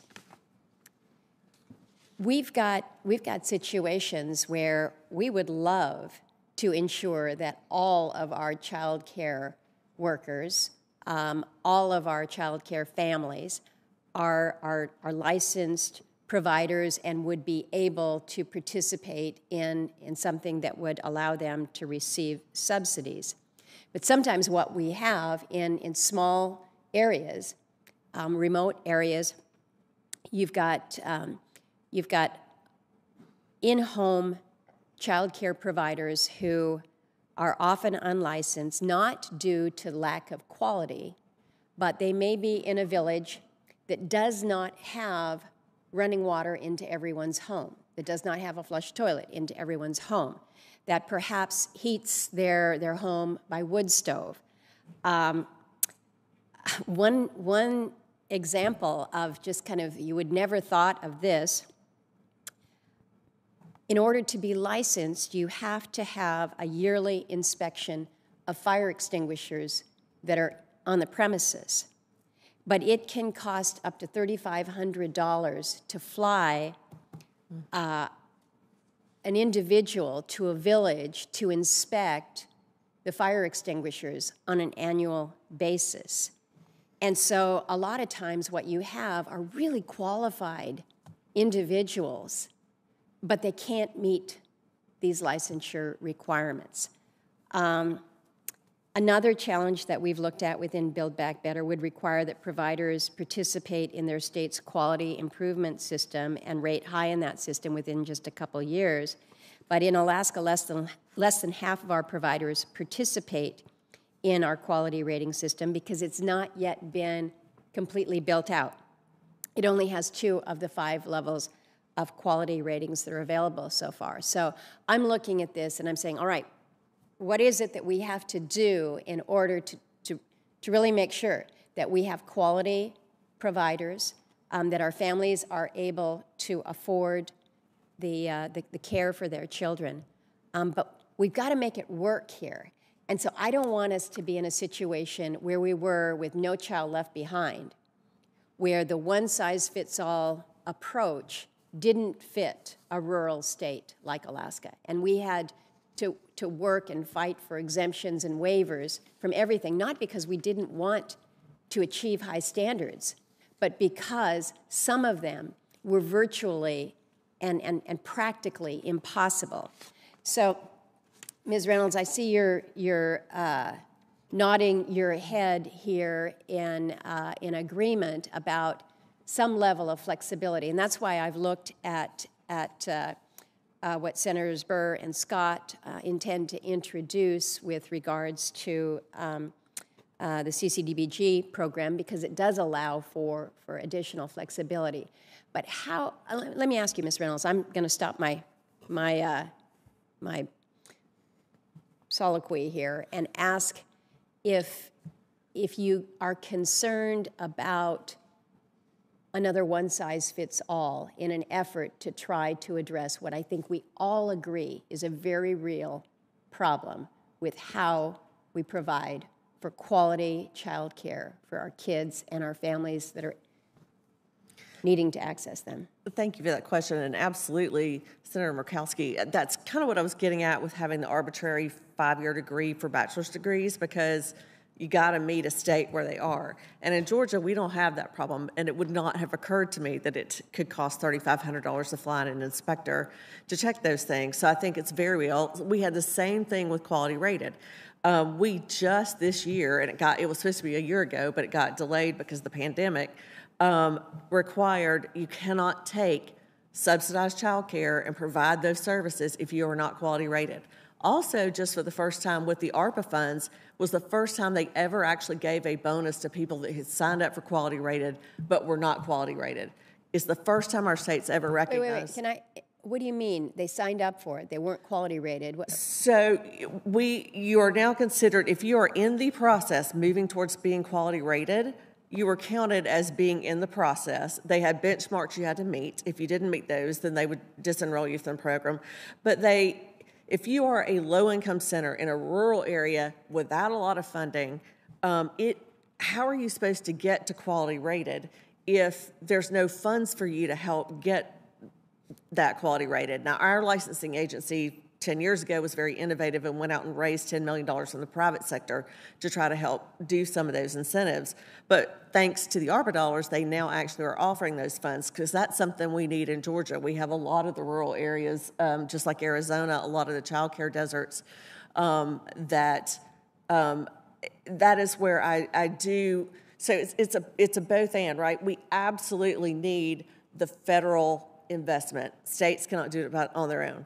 We absolutely need the Federal Office of Child Care to help us in making these benchmarks, but also states look very different. Georgia looks different than Alaska, then looks different than Vermont or Maine. So that's where we do need some discretion for states to look at where they are, take the goals of Build Back Better, and try to work towards achieving those goals, but starting where they are, and we need the Federal Office of Child Care to have that flexibility. And they did this, honestly, with the background check. Georgia passed a background check before the federal law came into effect. Georgia had far more stringent requirements. Office of Federal Child Care did not let us reduce our requirements. They said, Georgia, you're good where you are, even though Alabama and South Carolina is not where you are, so we're going to meet them further back. But you've got to have that flexibility because states look very different. A building capacity in each state looks very different. So, but I also don't think you can do it without the federal investment because there's not the funds available at the state level to do it. Thank you. Thank you, Madam Chairman. Appreciate the conversation. Thank you. Senator Smith. Thank you, Madam Chair. I really appreciate this hearing. And, Madam Chair, as you laid out in your opening remarks and as the witnesses have described so fully, the lack of affordable, high-quality childcare and pre-K is a major problem for families and for businesses, and it is holding our economy back. And as you said, and as I have seen in Minnesota, our childcare system is fundamentally broken for parents and kids, for businesses who are looking to recruit and retain talent, and for providers. And Ms. Bolivian, I couldn't help but notice the catch in your voice as you were describing what it is like to try to keep a child care center together in the face of these deep challenges. And I have heard that in the voices of providers in Minnesota over and over again, especially in rural parts of the state. I also have to say I agree with what Senator Kaine was saying a few moments ago. As a former lieutenant governor, the kind of strategy that we're talking about advancing here is exactly what I would like to see. I remember as lieutenant governor asking the question, what would we need to do to clear out the child care assistance program, which was the state federal CCDBG program? Like, what would it take to actually be able to fill the list, to provide care for everybody who's on the list? And I was essentially told, well, that's just not really possible. That's never going to happen. So I think that the issues, the proposals that we're talking about here have broad bipartisan support, and the cost of inaction I am so in touch with from the conversations I've had in Minnesota. So let me just dive into this a little bit in terms of cost, because everybody is talking about lowering costs for families. Certainly Democrats are focused on doing everything we can to lower costs for families. So consider this. This is from the Federal Reserve Bank of Minneapolis that noted the lack of affordable childcare has forced many parents to drop out of the labor force to care for children. For some, childcare costs now exceed their wages. More than 3/4 of respondents in the survey that they did identified affordable childcare as a significant or extreme challenge for job seekers. I mean, in Minnesota, we're one of the higher cost states for childcare. I hear about this all the time. It should not cost working families a year's worth of in-state college tuition to pay for childcare, when we have a plan right now to solve this problem that can lower families' costs, it can improve quality, it can increase the supply of childcare, and it can raise wages for childcare providers and for businesses so that it all works. So let me just ask this. I'm going to direct this question to Ms. Alvin first. Some of our Republican colleagues have proposed a reauthorization of CCDBG as a solution to this child care crisis. Can you tell me, is this really a solution to the problem that ails our child care system right now? Thank you, Senator. To be clear, I just first heard about the proposal this morning, so I haven't read the details of it and look forward to doing that. But that said, I think Senator Burr referred earlier to the huge bipartisan history in early childhood education. That's right. And I think we were involved at NACCE in what happened with CCDBG under Senator Murray's leadership with Senator Alexander a few years ago. So there both has never been a partisan hearing, and there's never been enough in CCDBG to fix this system. Both those things are true. Right. And the proposal on the table right now and what we've seen is the only solution that I have seen that, again, actually takes this system as a whole and addresses all of the complexity. And where we point to market failures and where we point to things where, that didn't work quite right, not enough kids had better reading scores, whatever it is, and you see the headlines, in every one of those, you can also say, and there was never enough funding invested to make the science of early learning and the economics of early learning match what we're investing in the system. Until we can say that, it's not even fair, actually, to question the outcomes of our solutions because we've dealt with scarcity for decades. Yeah, I think that's exactly right. And I've always been a strong supporter of CCDBG. I think that what you're pointing to, though, is that we have sort of a systemic failure in the way that the whole system works. And when we try to fix little pieces of it, we end up not really getting at the root causes of the problems that we face, right? Right, absolutely. Right. Absolutely. I just have a couple of seconds left, but I want to come to Ms. Bolivian because in your testimony, you talked about the challenges of how families make just enough money to not qualify for support. And that creates this massive logistics challenge for the providers as well as the families. And of course, families' incomes don't stay steady throughout the course of a year even. So there's this cliff effect. Could you just talk a little bit more about that one example of how that sort of logistics challenge becomes such a barrier for families? Yeah. I'm flooded with examples right now, but one that really hits home is a couple of parents that had 2 children enrolled in our program. The mother worked as a teacher in the school system, and the father was a firefighter. They had 2 children, and one of them had special needs. Mm-hmm. They just couldn't keep up with the tuition, and we were able to secure some funding through the additional support that we get from the churches, and they were able to keep the children with us for about 6 months, but alternately they had to remove their children. Yeah, I had teachers coming with tears in their eyes because they knew how important that place was for these children. And the day that I had to say goodbye to those children, mm-hmm. I cannot tell you how upset I was, because it's not their fault. Right. They have the same rights that any other children has to access the services that we provide. And we must ensure that all children in America have the opportunity to be loved, to be protected, to be safe, and that all parents have the opportunity to provide for their children in ways that allow them to succeed. It's just too hard. It's just, I recently engaged with an organization, Devotion to Children, it's called, and they're helping us outset some scholarships. I had a parent, just $1,000 can go right. a long road, you know. Some of my families are, to be eligible for subsidy, they need to be working, of course. But what happens when somebody gets pregnant and has to go on maternity leave? I was just thrilled when our state in Virginia provided for some flexibility and ensured that if you become eligible for childcare, you will remain eligible for the entire year of eligibility. That makes a huge impact in the lives of these children and their families too. Thank you so much. I'm so sorry for going so over, Madam Chair. Thank you so much. That was wonderful. Thank you. Senator Rosen. Thank you, Madam Chair, Ranking Member Burr. This hearing is so important, and I just want to thank all of you for your passion, your care, your concern, your worry, your love for our children. Our children are our future. They will be us one day, and we have to prepare them for that. And I just so appreciate what you do.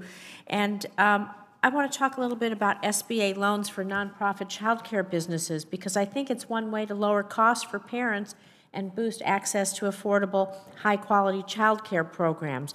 We can make more childcare providers eligible for the full scope of small business support. Currently, only for-profit childcare providers have access to SBA and all the programs that they have. Nonprofit providers only have access to the SBA's microloan program, which is capped at $50,000. So this blocks access to capital for nonprofit childcare to establish new facilities, to expand existing ones. Nonprofit childcare can be your local church or synagogue, a boys and girls club, something in your community. There's childcare deserts all over this country. So to address this problem, I have introduced the Small Business Child Care Investment Act. It is bipartisan legislation that would allow qualified nonprofit small business child care just to have the same access to the SBA that for-profit companies have. So Ms. Balavian, as the executive director of a nonprofit child care center, you just talked a little bit about the financial challenges, but if we were to open your business up or other businesses that you know of to small businesses to be able to get the same resources that others do through the SBA, how would that change things for you? I think childcare needs to be sustainable over time. I think that I was just recently invited to expand our program, and as it is, childcare does not provide for-profit gains. We're really depending on a lot of support. Yaka is particularly lucky because we are getting a lot of additional support from local government. We don't have to pay for rent, we don't have to pay for maintenance of the building, and that has allowed us to really provide the level of quality that we want children to access it. I think that having access to finance supports like an SBA loan could be meaningful in some cases, but that would not be effective unless there is sustained amount of funding investment coming to our field. When you work in a setting like the one I work, you need to find a way to meet the demands of quality. We need to have low ratios. We need to have environments that are effective for young children. We need to have access to materials, equipment. With the pandemic, believe it or not, all the furniture has been ruined with the amount of spraying that we were doing with bleach, and all our puzzles and books have been ruined. We just had to redo all of that.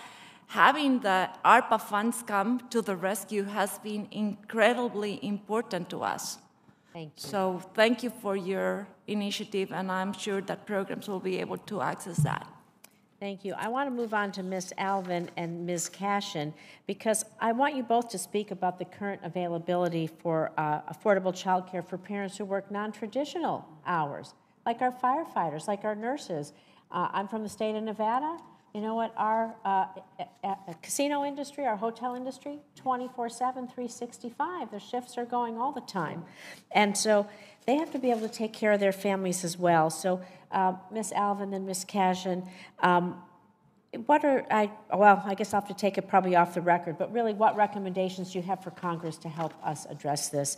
I see my time. Maybe Ms. Alvin, you can just address it quickly. And Sure, absolutely. Thank you, Senator. And I'll quickly say our Idaho affiliate and our Nevada affiliate support your bill, your bipartisan bill. So thank you very much for that.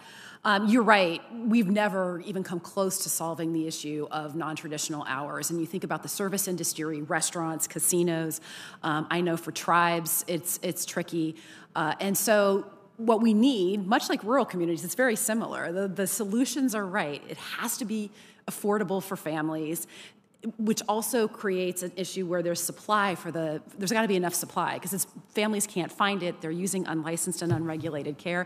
And I also think it's a moment where employers will partner if they see the federal government taking the lead on this. It's an opportunity to partner to create solutions that we haven't seen before. But everyone is fearful with the lack of resources that are available in the system to take the first step. That's why this step is such an important step. Thank you. Thank you, Madam Chair. Thank you. Senator Hickenlooper. Great. Thank you each for taking the time out and talking about this important issue. I went right from being a small business person into being the mayor of Denver. And one of the first things, I think perhaps the first thing I did, was convened 3 different commissions. One was a commission, one was a task force, one was a committee. Each one was bipartisan. Each one had private sector, public sector people to look at quality early childhood education. And we did this for 30 months. Little did I suspect that it would be so drawn out and that there was so much activity and research in it. And in the end, we went to the ballot as a city with the sales tax.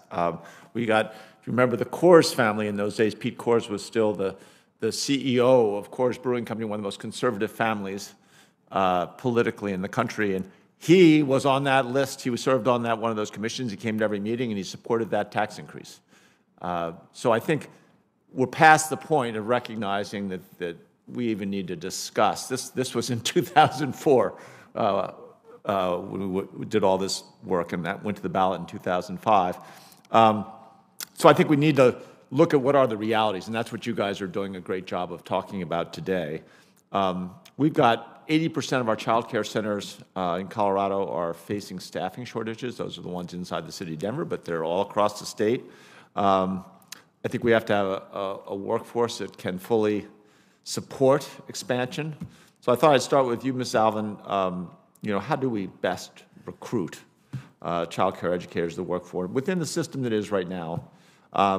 And then how we might change that, and how do we work with high schools, right, and post-secondary schools to encourage early educator pathways? What does that look like?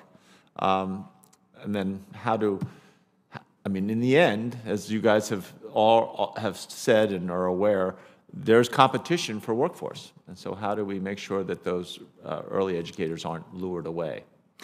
Thank you, Senator. And to be clear and agree with the great senator from the great state of Alaska, we believe firmly that quality can exist in every setting. But to do that, it means that the early childhood educator in that setting is well prepared. The 2015 National Academies report said that there is a discrete set of knowledge, skills, and competencies to capitalize on the science of early learning, the through line between language and math, between exploring environments and having social emotional impact. And so having a well-qualified workforce is imperative. That's at the credential level, that's at the associate degree level, the bachelor's, master's degree level, and PhD. And we are kind of doing a lot of hand-wringing right now about why we can't get workforce, why we're having these huge shortages. We shouldn't be hand-wringing. Our history is super clear. When you have somebody with a degree in early childhood education making $11 or $12 an hour, and they could go to Target and make $24 an hour, I don't think that story is complicated. And so I interviewed 30 system leaders in higher education in the spring, and we produced a report on higher education. Higher education's ready to invest. If they get the signal that we're going to invest as a country, they too want to invest in ensuring that our workforce is fully prepared. But I struggle to see, and you can see it in this pandemic, every other industry has responded. And look at nursing, right? Nursing, you don't reduce the barriers to entry. You don't make it easier. You don't pay people less. You don't give a bonus one time when we have a nursing crisis. You make sure you have highly qualified, skilled RNs and LPNs and nurse CNAs. You pay them what it costs, what the market bears, and we're not doing that in early childhood education. So the key to all of this is a funding system where employers can pay their early childhood educators professional salaries, health insurance, and retirement benefits. I can almost guarantee you we won't have a workforce crisis if we do that. Yeah, no, hear, hear. And I'm just about out of time, so I was just going to work my way down. I will get written questions to everybody. Ms. Cashion, just quickly, what are some common sense bipartisan solutions we can work on to lessen the strain of childcare on working families? Because I think that's, again, I mean, this is so confounding because we're not paying anybody enough money, and yet we're still costing too much for the parents of children. It's a great question. Thank you, Senator. So basically, invest federal dollars so that we have the ability to lower costs for families, make sure no family pays more than 7% of their income, and invest to build the supply of childcare in a way that raises the compensation of the early educators. I think that's very, very important. I just want to note one more quick thing is that, you know, when we talk about bipartisan solutions, Senator from Alaska talked about the idea of a one-size-fits-all, but actually what this bill does, what this proposal does, is it creates state flexibility. That's something I think that really is a bipartisan approach where, you know, stakeholders get to have a say in what things look like. And so they could actually communicate about the need to, you know, get the fire extinguishers, and there's money in the bill to help pay for that too. So I actually think that this is a very flexible bill that has a lot of bipartisan answers in it. Great. Thank you each. I'll yield back to the chair. Thank you. Senator Burr. Thank you, Madam Chair. I appreciate our witnesses today. You know, Ms. Cashion, I think if Senator Kennedy were here, he'd probably co-sponsor my bill on community block grants. And somebody mentioned earlier they didn't know where the $13,000 increase came from. That came from the People's Policy Project. $13,082 increase per child. And they went on to say, and I quote, wage and quality mandates mean unsubsidized parents will take a beating, unquote. Then the D.C. report, where they've instituted something similar to Build Back Better in D.C., they had to put out a report. Here, I quote them, non-subsidy providers would need to increase prices charged to parents. Those serving families who could not afford to pay higher costs might be forced to close. Any of those outcomes could reduce affordability and access to child care in the District of Columbia, unquote. I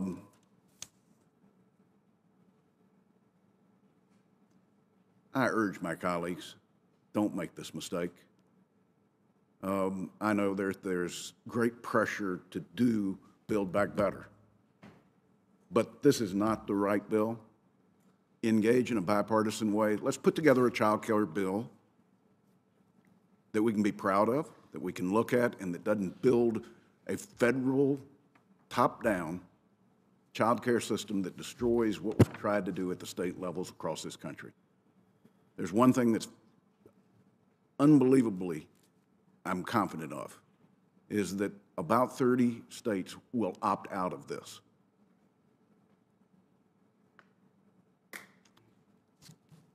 I'm not sure that we're doing justice to the kids in those states saying, well, we'll just work around the decisions the states make. No, we need to be partners with the states. This is not a partnership. I thank the chair. Thank you, Senator Burr. I want to be clear. The Democratic proposal would make child care more affordable, not more expensive for millions of families. And in fact, a family making $130,000 annually will save $13,000 a year on child care. This proposal would actually provide child care programs with more funding through subsidies and grants, which could be used to raise wages, and does not create unfunded requirements that would be passed on to other families. On the contrary, this proposal puts money back into the pockets of 9 in 10 working families and would be transformational for families and for providers. So finally, I want to be very clear.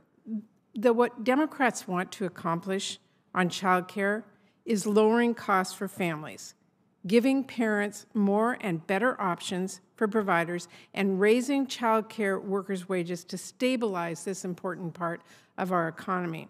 The Democratic proposal takes in the parts of CDBG that work and builds on it to fix the broken system.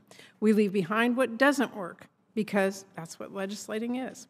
I think we should all be able to agree. The status quo in childcare is not meeting the needs of our constituents, and it is on us to innovate and deliver better.